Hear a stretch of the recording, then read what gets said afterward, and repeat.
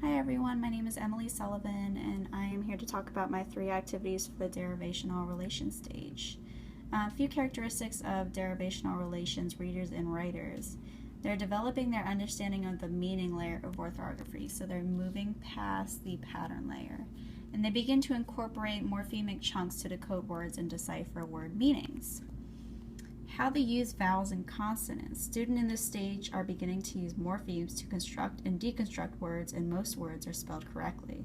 Most spelling errors occur at the syllable juncture or with an unaccented vowel or unstressed syllable. So I'm going to be honest, I was trying really hard to be creative with these activities, but I'm a little kid teacher. I teach kindergarten, and I'm just totally not used to doing these older kid things. So I had to look a lot online and in the book, so I picked a few activities that I thought would be really interesting with my limited knowledge of teaching older children. So my first activity I really liked was the word wall. The spelling meaning connection is very important in the derivational relation stage. Learning word origin aids the spelling meaning connection.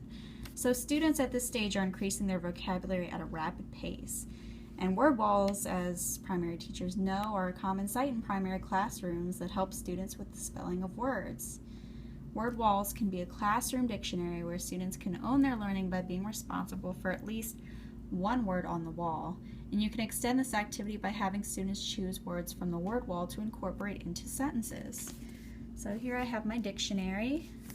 I chose the word for myself. I chose the word possess. So I looked up the word possess. My dictionary isn't as nice as the school would have. But I looked up the word possess. My camera won't focus. In any case, possess is a verb. I wrote down how to say it, and I wrote down the definition. It's own, to have as a quality, etc., or control. The origin is late Middle English from Old French possessor, from Latin possess, occupied, held, from the verb possedere, from potus, able, capable, and sedere, sit. An example is I possess a gray shirt. I probably messed up a lot of that Latin. I didn't take Latin in high school.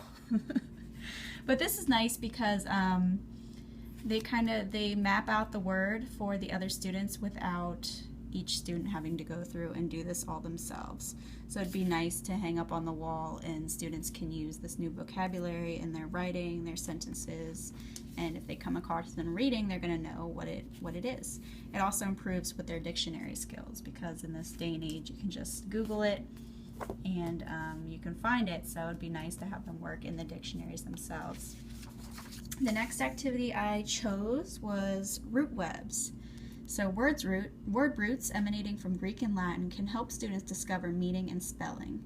Spelling visually and correctly helps students understand the elements of these words and the meanings among them. Exploring these word roots helps students identify parts of a word and their meanings, and we can extend this activity by defining the words that appear in the root web. So for my root web, I mapped it out really quickly. So it doesn't have to be anything fancy. You don't need a template online. I started with the word geo. So what I did, I wrote geo in the middle and I looked it up. And geo is Greek and it means earth. So I wrote all the words that I thought had geo in it. Geocentric, geography, geologist, geometry, geopolitics, geobotany.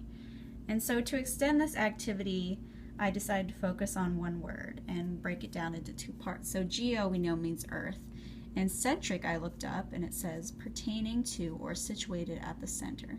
So knowing that, you can have students take a guess at what the word means if they don't already know what the word means, and then look it up in the dictionary when you've finished. And geocentric means the dictionary definition is having or representing the earth as a center. So that would be something you could do for all of the words, and students can kind of make guesses and check their guesses to see if they're correct. So this was a really simple, quick thing that I did. Next was the word tree, similar to the root web, but because students are working on the meaning layer, they need all the help with roots they can get. Word roots emanating from Greek and Latin can help students discover meaning and spelling. And again, like I mentioned with root webs, these are all the same things. So to be able to spell these words correctly is really important to help them with the meaning. And if they know part of the word meaning, they can kind of put together the rest of it. So here's my word tree. I started with tele, which means far off. On my word tree I wrote telegraph, telegram, telecast. All these words are part of the branches. Telecommute, telemarketer, telephone, and television. So after I wrote all these words on the branches, I went back and decided, oh, maybe I can define some of these. So again, like with the root web, you can have students take a word and guess what it means, breaking it into its component parts. So tele and graph, what does that mean to a student? And then check it and look it up. So I looked up the word television, so we can make a guess. Television, we all know it's a TV set in our house, but what does it actually mean? Far off vision, far off seeing. So what does television mean? In the dictionary it says a device that receives television signals and reproduces them on a screen. So we're seeing something that's far off that's coming into us. Next I define telecommute, breaking it down into its two parts, tele, far off, and commute. Commute we know means to drive. So the dictionary definition of telecommute, to work from home, making use of the internet, email, and telephone. So like the root web, this was a really easy thing to do. I think it's kind of fun to examine these words. And that was my very uncreative activities for middle schoolers and high schoolers that would be in this derivational relation stage. God bless those of you who work with older kids. I can't do it.